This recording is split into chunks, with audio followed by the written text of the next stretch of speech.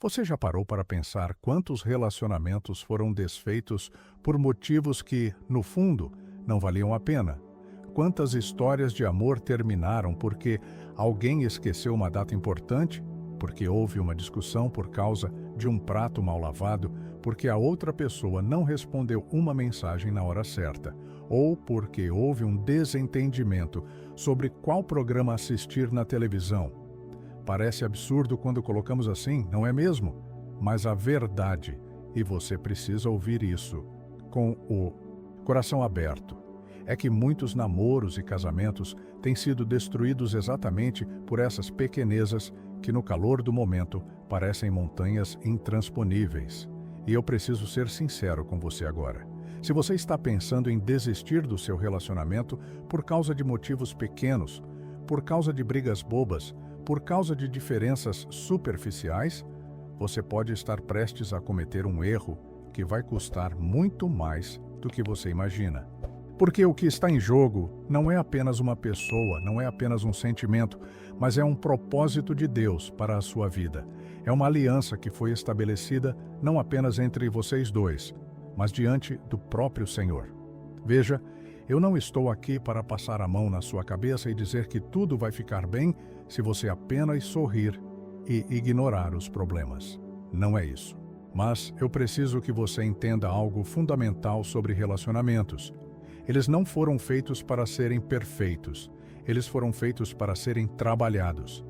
E quando eu digo trabalhados, estou falando de esforço real, de renúncia, de morrer para si mesmo todos os dias. A Bíblia nos ensina em Efésios capítulo 5, versículos 25 a 33, sobre o mistério do casamento. E ali Paulo compara a união conjugal com a relação entre Cristo e a igreja. Você já parou para pensar nisso? Cristo não desistiu da igreja quando ela falhou. Cristo não abandonou a igreja quando ela tropeçou, quando ela duvidou, quando ela o negou. Pelo contrário, Ele a amou até o fim. Ele deu a sua própria vida por ela. E esse é o modelo de amor que somos chamados a viver em nossos relacionamentos. Agora eu quero que você seja honesto comigo e principalmente consigo mesmo. Qual é o verdadeiro motivo que está fazendo você pensar em desistir? Porque muitas vezes o que parece ser o problema não é o problema real. Às vezes a pessoa diz que quer terminar porque o outro é desorganizado, mas na verdade o que está acontecendo é que ela não quer se submeter ao processo de aprender a conviver com alguém diferente. Às vezes a pessoa diz que quer terminar porque não sente mais a mesma coisa, mas na verdade o que está acontecendo é que ela está confundindo sentimento com compromisso. Está confundindo emoção passageira com amor verdadeiro. E aqui vai uma verdade dura que você precisa ouvir. Sentimentos mudam, emoções flutuam, mas o amor verdadeiro é uma decisão que você toma todos os dias. É uma escolha que você faz mesmo quando não está sentindo aquela borboleta no estômago, mesmo quando a pessoa ao seu lado está irritante, mesmo quando tudo parece estar contra vocês. Pense em Jacó e Raquel, lá em Gênesis capítulo 29. Jacó trabalhou 7 anos para se casar com Raquel, e a Bíblia diz que esses 7 anos pareceram apenas alguns dias por causa do amor que ele tinha por ela. Mas então, na noite do casamento, Labão enganou Jacó e deu-lhe Lia em vez de Raquel.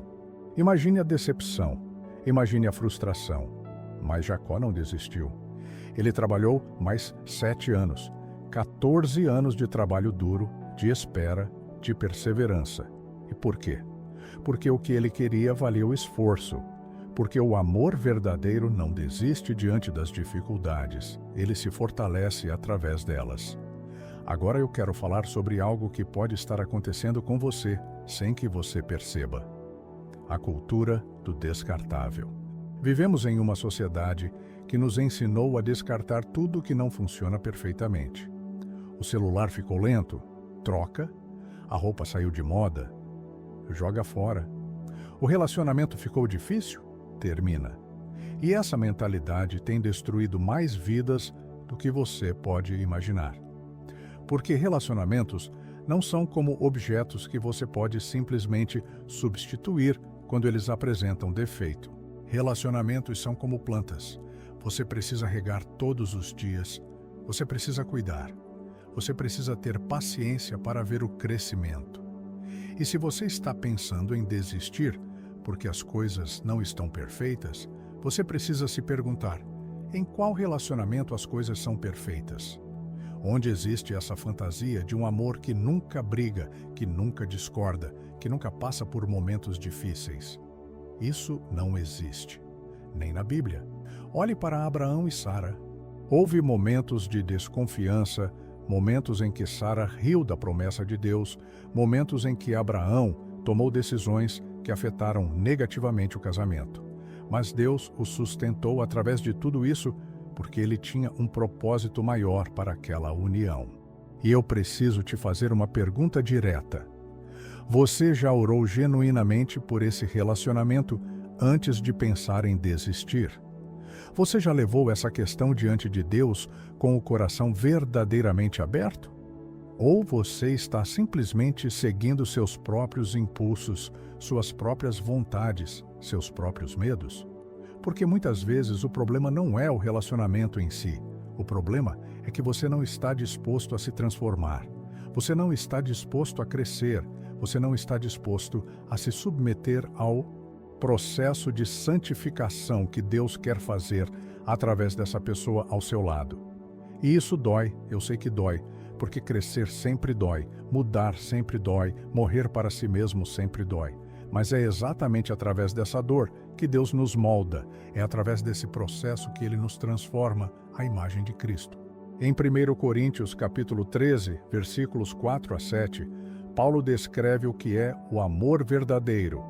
O amor é paciente, o amor é bondoso, não inveja, não se vangloria, não se orgulha, não maltrata, não procura seus interesses, não se ira facilmente, não guarda rancor, não se alegra com a injustiça, mas se alegra com a verdade. Tudo sofre, tudo crê, tudo espera, tudo suporta. Leia isso de novo, devagar. Tudo sofre, tudo crê, tudo espera, tudo suporta.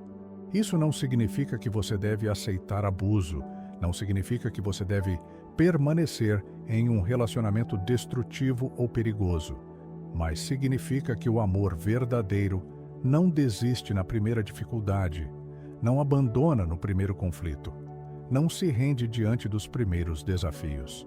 E você precisa ser honesto. O motivo pelo qual você quer desistir é realmente sério? Ou você está apenas sendo egoísta? Você está sendo infantil?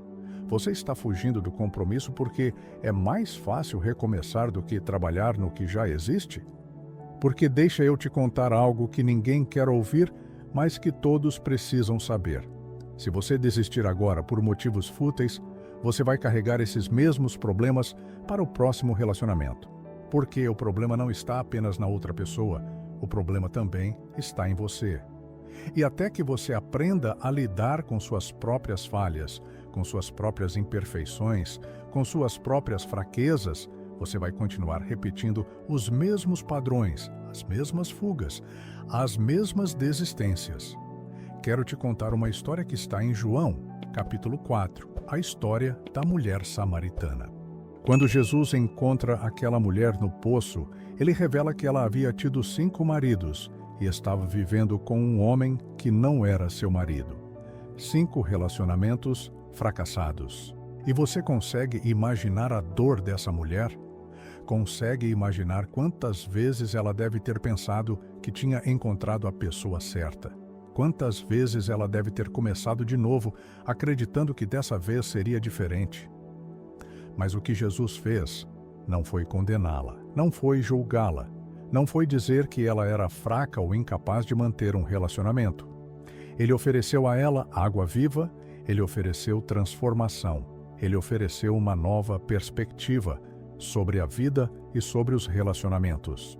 E isso me leva a um ponto crucial. Antes de você desistir do seu relacionamento, você precisa perguntar a Jesus o que ele vê nessa situação. Porque muitas vezes nós estamos tão focados nos defeitos da outra pessoa, tão concentrados naquilo que nos irrita, naquilo que nos incomoda, que perdemos completamente de vista o propósito maior que Deus tem para aquela união. Deixa eu te dar alguns exemplos práticos do dia a dia. Você briga porque seu parceiro ou sua parceira não ajuda nas tarefas de casa do jeito que você gostaria. Mas já parou para pensar que talvez vocês simplesmente tenham maneiras diferentes de fazer as coisas? Que talvez o problema não seja a falta de amor ou de compromisso, mas apenas uma questão de comunicação e de ajuste de expectativas? Você fica irritado porque a pessoa não demonstra afeto da forma como você gostaria. Mas já conversou abertamente sobre qual é sua linguagem do amor? Já explicou com clareza o que você precisa, sem cobranças, sem ataques, mas com vulnerabilidade e honestidade? Vocês brigam por dinheiro, por ciúmes, por diferenças de opinião sobre coisas pequenas do cotidiano. Mas quantos desses conflitos poderiam ser resolvidos com uma conversa franca, com disposição para ouvir o outro, com vontade genuína de encontrar um meio termo? Porque o que eu vejo acontecer muitas e muitas vezes é o seguinte: as pessoas querem que o relacionamento mude, mas elas mesmas não querem mudar. Elas querem que o outro se transforme, mas não estão dispostas a se transformar. E isso não funciona. Relacionamento é sobre duas pessoas crescendo juntas. É sobre duas pessoas se ajudando mutuamente a se tornarem versões melhores de si mesmas. Em Eclesiastes, capítulo 4, versículos 9 a 12, está escrito: melhor é serem dois do que um, porque tem melhor paga do seu trabalho, porque se um cair, o outro levanta o seu companheiro. Mas ai do que estiver só, pois caindo não haverá outro que o levante, e se alguém quiser prevalecer contra um, os dois lhe resistirão, e o cordão de 3 dobras não se quebra tão depressa. Esse cordão de 3 dobras é você, a outra pessoa e Deus no centro da relação. E quando Deus está no centro, quando vocês buscam juntos a vontade dele, quando vocês oram juntos, quando vocês constroem sobre o fundamento da fé, os problemas pequenos começam a parecer exatamente o que são: pequenos. Agora, se você está em um relacionamento onde há abuso físico, emocional ou psicológico, se há manipulação, se há desrespeito constante e intencional, isso é diferente. Isso não é um motivo fútil, isso é um motivo sério. E você tem todo o direito e toda a responsabilidade de se proteger e buscar ajuda. Mas se o que você está enfrentando são apenas as dificuldades normais de convivência, as diferenças naturais entre duas pessoas, então não desista. Então, onde está a solução? Como você salva um relacionamento que parece estar à beira do fim por causa dessas pequenas coisas que foram se acumulando? Primeiro, você precisa voltar ao princípio. Lembra por que você se apaixonou? Lembra o que te atraiu naquela pessoa? Lembra dos sonhos que vocês compartilharam, das promessas que fizeram um ao outro? Muitas vezes o que acontece é que no meio da rotina, no meio das contas, no meio das responsabilidades, nós esquecemos de nutrir aquilo que nos uniu no começo. Nós paramos de namorar mesmo depois de casados, paramos de ter conversas profundas, paramos de demonstrar apreciação pelas pequenas coisas. E aí o relacionamento vai morrendo, não porque aconteceu algo terrível, mas simplesmente porque nós permitimos que ele morresse de inanição. Segundo, você precisa aprender a perdoar. E perdoar de verdade. Não esse perdão superficial, onde você diz que perdoou, mas continua trazendo o assunto à tona em cada discussão. Colossenses capítulo 3, versículo 13 diz: suportem-se uns aos outros e perdoem as queixas que tiverem uns contra os outros. Perdoem como o Senhor lhes perdoou. Como o Senhor perdoou? Completamente, definitivamente, sem lembrar mais do passado. E se Deus, que é perfeito, pode nos perdoar por todas as nossas falhas e pecados, quem somos nós para não perdoar nosso parceiro ou parceira por pequenas ofensas? Terceiro, busque ajuda. Não há vergonha nenhuma em fazer aconselhamento matrimonial, em conversar com seu pastor, em buscar orientação de pessoas mais experientes, que já passaram pelas mesmas dificuldades. Provérbios, capítulo 11, versículo 14. Nos ensina que onde não há conselhos, os projetos saem vãos, mas com os muitos conselheiros, há bom êxito. Você não precisa carregar esse peso sozinho. Você não precisa tentar resolver tudo apenas com suas próprias forças. E quarto, e talvez o mais importante, ore. Ore com fervor. Ore com persistência. Ore com fé. Leve esse relacionamento diante de Deus todos os dias. Peça para Ele te dar sabedoria, peça para Ele te mostrar suas próprias falhas, peça para Ele te ensinar a amar como Cristo amou. Porque quando você coloca Deus no centro, quando você permite que Ele trabalhe em você e através de você, coisas impossíveis se tornam possíveis. Relacionamentos mortos são ressuscitados. Amor que parecia perdido é restaurado. Eu não estou dizendo que é fácil. Eu não estou dizendo que vai acontecer da noite para o dia. Mas eu estou dizendo que vale a pena lutar, vale a pena tentar, vale a pena investir naquilo que Deus uniu. E se você chegou até aqui neste vídeo, eu acredito que é porque ainda há esperança no seu coração, ainda há amor guardado em algum lugar, ainda há um desejo de fazer dar certo. Então não desista.